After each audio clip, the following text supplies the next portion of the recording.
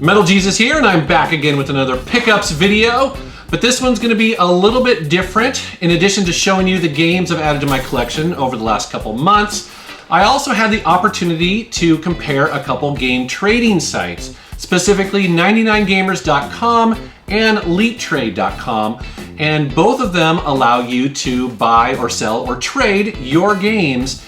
And they're both very different, but also have some plus and minuses. So I'm going to tell you those. Let's take a look.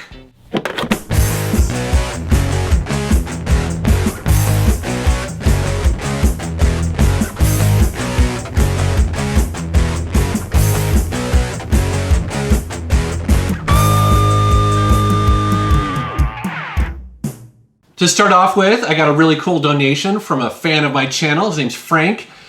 I did not have an Atari Lynx, and he asked me if I wanted one, and I was like, sure, man, that's awesome. So he sent me his Atari Lynx, and this is the Atari Lynx Model 2. So this is the one that you want. It's a little bit more compact, and it's very comfortable, even though it's really, really big. But this is a pretty amazing handheld because it's got a full color display, plus, depending on whether you're right or left-handed, you can change the orientation. So it's pretty cool. And, you know, it's just, the thing for me is that I am an old school Atari fan. And, you know, it's just a bummer that the old Atari that I love kind of just sort of, you know, faded away at the late 80s and early 90s. The Lynx didn't do very well. The Jaguar didn't do very well. So this is kind of a, I mean, I know Atari, the name lived on, but the corporation was never really the same. And so this is one of the last hurrahs for them. But in addition to the console, he also sent me this case, which had every one of his games in it, which I was like, wow, dude, you're giving me like this starter kit, you know. The good news is that the games are not very expensive. You know, not a lot of people collect for it. But as soon as I got this, I was like, man, I gotta see if I can go find some.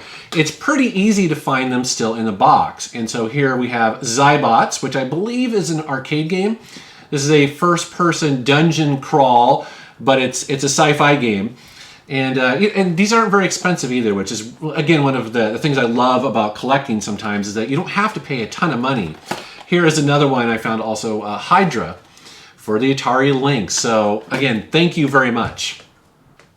I don't like shopping on eBay, primarily because it's really hard to find a good deal, but occasionally I do need to resort to jumping out on eBay to get what I want. And what I wanted was to complete my Ultima collection, and they had the Ultima Trilogy, which is 1, 2, and 3, and this was a decent price, I felt. They had to buy it now. You know, the thing is that it costs, you know, often it's over $100 for this, so the prices have been going up. I want to do a video really soon of the entire Ultima trilogy, and while I have these digitally, I also wanted the physical version of it, so I jumped on eBay in this case. But I'm very happy with this. So the box is in beautiful condition. It's actually really sturdy cardboard, and in there you find all of the floppy disks, all the original floppy disks, as well as the manuals condensed into one, and then it also has all of these amazing maps. So each game, the original games came with cloth maps, but they recreated these here with sturdy paper. So it's the next best thing to buying the original, because Ultima 1, dude, Ultima 1 can be, you know, $200–300 just by itself. So, but anyways, this is really cool to add to my collection from eBay. But that's not it. I also answered an ad on Craigslist. A guy was selling a bunch of old school text adventures, and I was like very happy to get these, including Star Trek, the Kobayashi Alternative. Man, this is old school. I mean, look at this, looks like an actual book. So it's a text adventure, but it has like this manual that's crazy. Like so much work used to go into these. So, anyways, I wanted to get that in my collection, kind of a novelty, but then he also had some classic Infocom text adventures, including Trinity, and these are awesome because when you open these up, they would build the manuals right into it, again, almost like a book. And this one has a really nice color comic book, plus it has the floppy disks and little extras, little feelies in there. Here is Bureaucracy. These are games I have not played yet, though. So Infocom made a ton of these back in the 80s. But again, it's got all the pieces in here. It's in great condition. Here is Hollywood Hijinks. And again, a really interesting color manual in here. And then plus, one of the feelies I thought was really interesting. I don't know how it's used in the game yet, but it is a plastic palm tree. So maybe it's like a stir for your drink or something like that. But anyways, now let's talk game trading sites. Now, in full disclosure, both 99gamers.com and LeapTrade.com gave me the same amount of money in an account to check out their website, but they left me completely to my own devices. They didn't contact me at all, actually, to offer advice or anything like that. So they left these reviews alone, which I really appreciated. So my experiences with the two sites actually are pretty interesting. Right off the bat, LeapTrade.com, I was not really that familiar with. This is the first time I'd used it, although I've used 99gamers.com a lot. I actually like that site quite a bit. But I really do like how LeapTrade looks. It has this very modern, cool look to it. But that's not the most important thing. The most important thing, of course, are the games. And my experience there was pretty interesting. At LeapTrade, I actually had a hard time spending the money. And that's because I'm a big collector and I already have a lot of games and I just couldn't find the games I was looking for. And I think it's primarily because the site is just not as popular. I mean, that's the only real reason I can see that. You know, for instance, I don't think they had, I remember looking for Atari 2600 games, they just didn't have a section for it. On 99gamers.com, you can find all sorts of old stuff on there. So that was kind of a big difference. Again, that's not going to affect everybody. Not everyone's a big collector like me. So comparing, then what I did is I went on there and I was comparing prices, and it was really, really interesting. So for instance, I went looking for Super Metroid on the Super Nintendo, really popular game. And it's interesting because they had cartridge only for $65. And that's pretty reasonable. I thought, yeah, that's cool. And then I went over to 99gamers.com and they had one for $100. I was like, I mean, that's quite a difference, right? You know? But I suspect that fluctuates a lot. But then I had the opposite experience looking for a very common, The Legend of Zelda on the NES. So it was actually cheaper and there was way more copies on 99gamers, and on LeapTrade it was significantly more. So it's interesting because I think if you are someone who does a lot of trading, you may actually want to use both sites, because depending on whether you're buying or selling or trading, you might get a really great deal on either of them. So, all right, well, let's get back to some games. In my last pickups video, I mentioned I've been going back and playing some Call of Duty games, and I'm not a big multiplayer game, but I've been getting into the single player for the Call of Duties, and I just went nuts and bought all of them except for the most current one. So I had to get Call of Duty Black Ops for the PlayStation 3, as well as Black Ops 2, and then I am currently playing through Call of Duty Ghosts. And again, I'm kind of blown away by how much work and effort goes into this games. I mean, the single player levels are sometimes mind blowing. Specifically in Ghosts right now, I'm playing the section where there is a sports stadium and it's completely messed up from war and from attack, and it's just so beautiful. I mean, the amount of work that goes into this, just one level is astounding. So, I don't know. I mean, again, I know a lot of people are kind of down on Call of Duty, and I don't really play multiplayer. I just don't have time, and I'd probably get slaughtered. But if you like first-person shooters, and, you like them short but sweet, this is a pretty fun series. At some point, I'd like to do a big retrospective video on Criterion Games. This is a developer that is primarily known for the Burnout series on the PlayStation 2, and also more recently, the Need for Speed series, racing games, things like that. But they've actually done a bunch of other stuff too. So I've been buying some of their back catalog that I've been missing for that video. Now, I mentioned Need for Speed. Well, they did Hot Pursuit. This was the reboot. That was pretty good. Pretty hard, but it was pretty good. Definitely a beautiful looking game. But a game that not a lot of people know about is Airblade. So they made this game many, many years ago. And it's, how would you describe this? It's kind of a, it's sort of like Tony Hawk. Remember when the Tony Hawk Pro Skater series was all the rage? Well, this is a futuristic version of that. And, not a lot of people know about it. It's actually really good. So, anyways, looking for Criterion games. And then I also got a new 3DS XL. I got the red one. And that inspired me to get some new 3DS games, including the new Super Mario Bros. 2. I hadn't played this, and it was fun to get this. Now I can turn the 3D up all the way on that handheld, and so I've been really, really digging stuff like this. Fun game. Very cool to own that. I also got Etrian Odyssey 4. This is a role-playing game that a lot of people have recommended to me. And I guess it's kind of an interesting sort of, almost like a first-person dungeon crawl. But I don't know much about it other than a lot of people love it. I've heard it's hard as hell. So we'll see how that goes. And then I got another game here. Castlevania Lords of Shadow, Mirror of Fate. This is a really interesting platformer that, how would you describe this? Kind of like a mix of Castlevania and God of War. Because it's almost like a beat 'em up. The 3D effect in this game is outstanding. I think if you're looking for a game that's going to show off the 3D on the 3DS, this is that game. So many times when I was playing this, I was looking in the background. It's definitely a really cool game.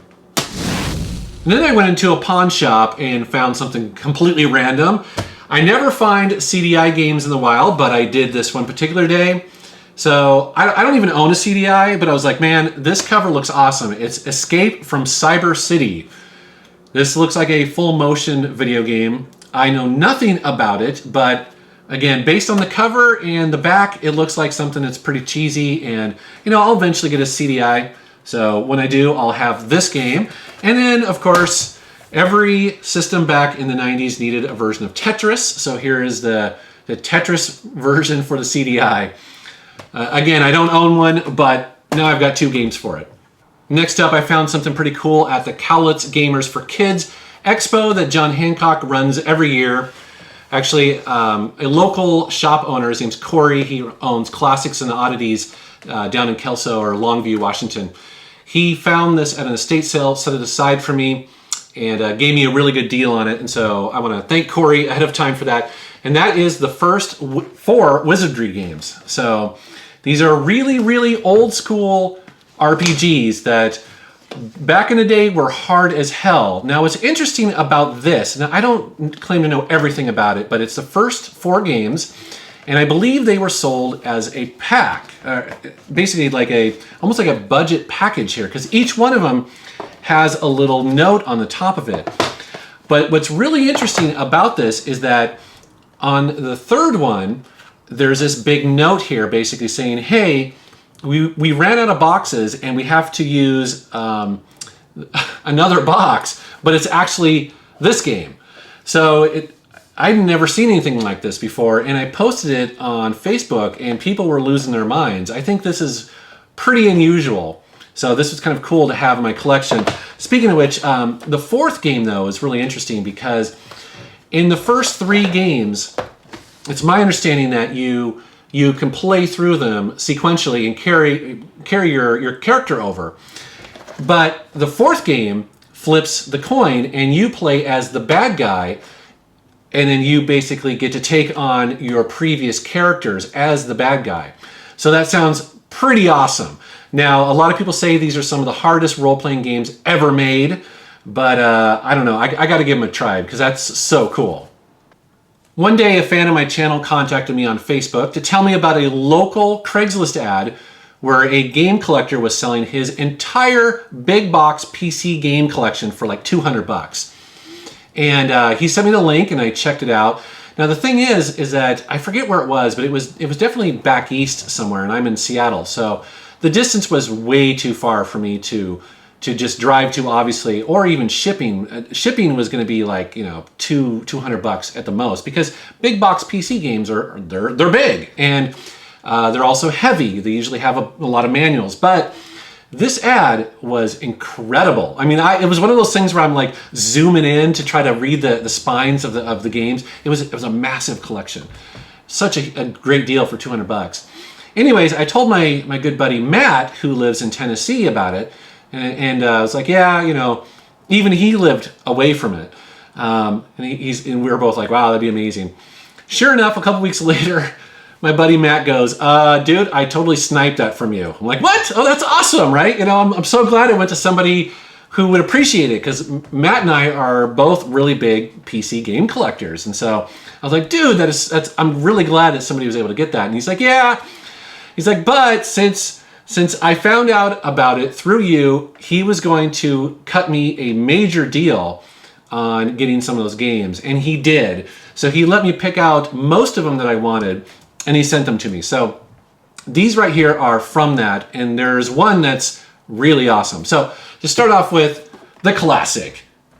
Quake 2, big box. This, dude, the box alone is in great condition. And man, every serious PC gamer needs to have a copy of Quake 2.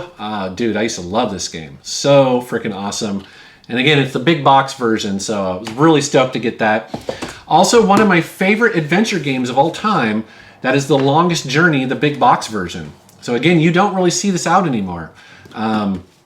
I played this when it first came out, and I was really blown away by it. Actually, they recently remade this, so you can get a remastered version of this game through Steam and GOG, and also on iPad. So if you like adventure games, this is awesome. He also sent Star Trek Voyager Elite Force. Kinsey and I still want to do a big Star Trek episode, and we are collecting Star Trek games for that. A really interesting one here from Eidos, that is Omicron. I always struggle with that word. The Nomad Soul. So what's interesting about this is that it's in a trapezoid box, which they were doing a lot of at the time. But this is the same company that made Heavy Rain. This is one of their first games, if not their first game, I think, actually. But anyways, and I believe it has David Bowie in it or something. Yeah, there he is right there. So, kind of an interesting little game there. Here's another really weird one I haven't played yet, but I fully intend to. It's Outkast. So this is a pretty interesting role-playing game that got released, I believe, in the late 90s or maybe 2000. But it was interesting for the time, because that was sort of around when 3D accelerator cards were getting to be really popular, but they were still kind of underpowered. This game uses all voxels. So that's a technology to basically do 3D rendering through software and to try to do it really well. So it's kind of an unusual game, one you don't see very often. And then finally in that list, well, in that lot, he had some amazing PC games. I asked him for one, and he said no, that was for his collection, which I don't blame him. That was Skynet. Actually, there were several Terminator games that a lot of people are looking for. Skynet was one of them. But he's like, you know, I already have a copy of this one. Do you want this? And I'm like, yes, I need Elder Scrolls Arena to complete my Elder Scrolls collection. And he was very generous to let me buy this off of him, because this game is not cheap, and he sold it to me for an amazing deal.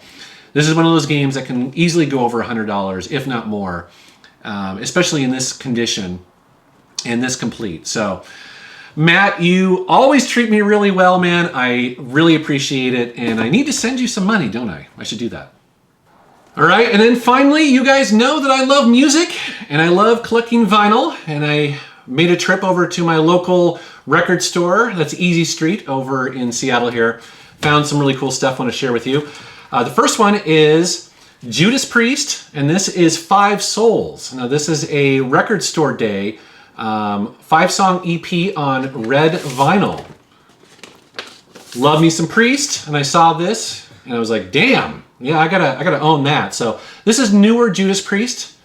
And I'm not sure if all of these songs are on their most current album or what, but I saw it has an awesome cover and I had to own it. Another one here is pretty interesting. This is Alcatraz, Disturbing the Peace. Not many people remember Alcatraz from the 80s, but The reason why they were kind of interesting is because Steve Vai was in the band for a little while, as was, I think, Yngwie Malmsteen or something like that. So this is a band that had a lot of really great players in it. I don't know if they're necessarily one of my favorite 80s metal bands. Actually, I know they're not, but they've got some really good tunes and they've got some really excellent playing. And it's interesting to hear early Steve Vai like this, where he was kind of just figuring things out, like where he was going to go. So anyways, it's cool to own that.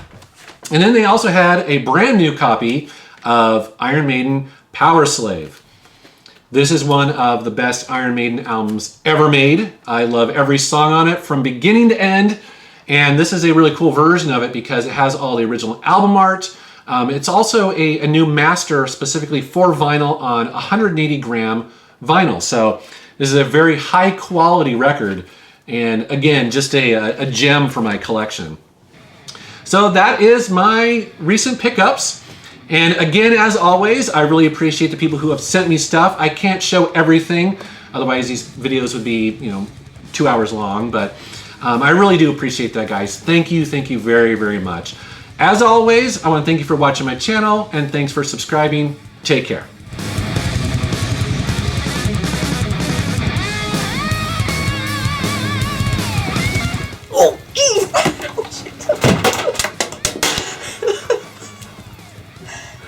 You okay? What'd you do?